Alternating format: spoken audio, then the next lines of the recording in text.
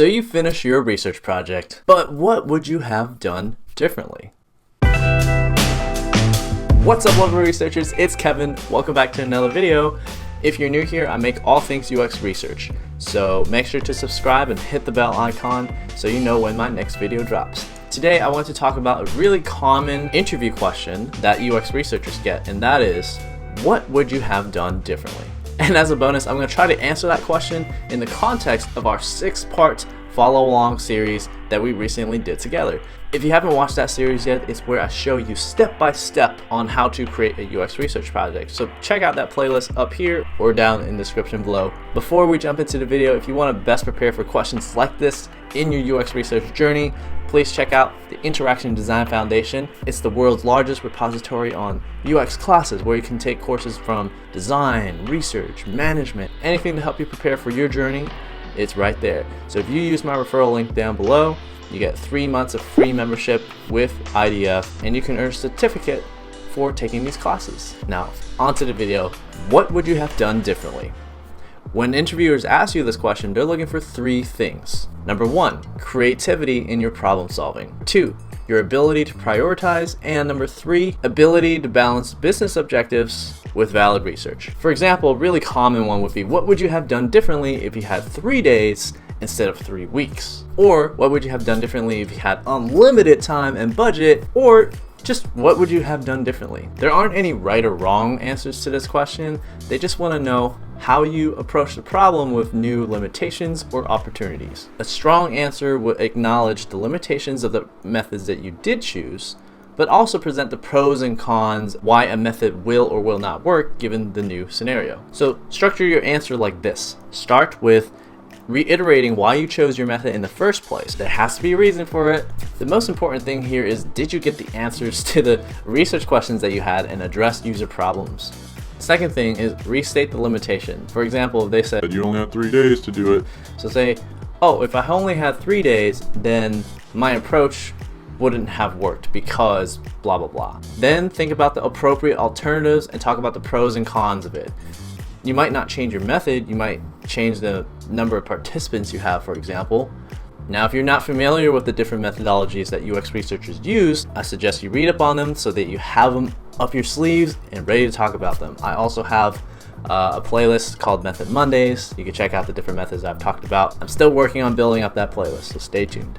Really talk about how this alternative will help you answer the question. And maybe it might not even be extra research. Maybe you have to provide some secondary research, like, oh, if it's only 3 days, maybe I'll just look up literature, anything to help unblock the team. What I'm gonna say next might feel very uncomfortable for those of us coming from academia, where we're used to having like watertight research plans, but sometimes you have to sacrifice the validity of research to get the ball moving on decisions. We can't have the most perfect airtight research plans all the time, especially when timelines crunch and timelines are constantly shifting. We have to be okay with that, especially when you're working in a lean environment. It's okay. That doesn't mean half-ass your research. You still want to put in the rigor, but given the limitations and balancing business objectives, this is what researchers have to do. Okay, so what would I have done differently for our follow-along project? As I was conducting the research, I thought, you know what would be really cool? I think it'd be really cool if I set up like a fake ballot booth and had participants line up to fill in the ballot, because that's what people actually do in real life. So I wanted to simulate the real world environment where people go in the booth and there's people like waiting for you to finish. So there's that extra added pressure. And I wonder how that might affect how people fill it out. Or instead of the between subjects online survey, I could have done a within subjects survey. So what I could do with the Qualtrics survey is present one ballot, have them fill it in, and then show the second ballot and have them compare it. And just do that online, unmoderated. Or as you saw, one of the participants in part 4, he started drawing what he thought the ballot should look like. So maybe a participatory design exercise. So all of these could be alternative methods, but I think the way we did it, I got which ballot did better and why. So I could take all of those aspects of the ballot and to come up with some insightful design recommendations. And at the end of the day, as long as you get the answers to make improvements to the user experience, that's what matters. Comment down below what you would have done differently, and let me know your thoughts. There are no right or wrong answers. Anyway, that's it for this video. By the way, I also provide mock interviews, so if you're interested in those, please check out this link right here to schedule a time with me. And by the way, this knowledge I'm sharing with you about interview questions, this is secret sauce! There are websites out there that tell you what interview questions you will get, but not how you should approach them, alright? By the way, the approach I gave you is not the only way. No right or wrong way to answer this question, so if you can think of better ways, let me know. But I'm sharing with you knowledge that has worked for me.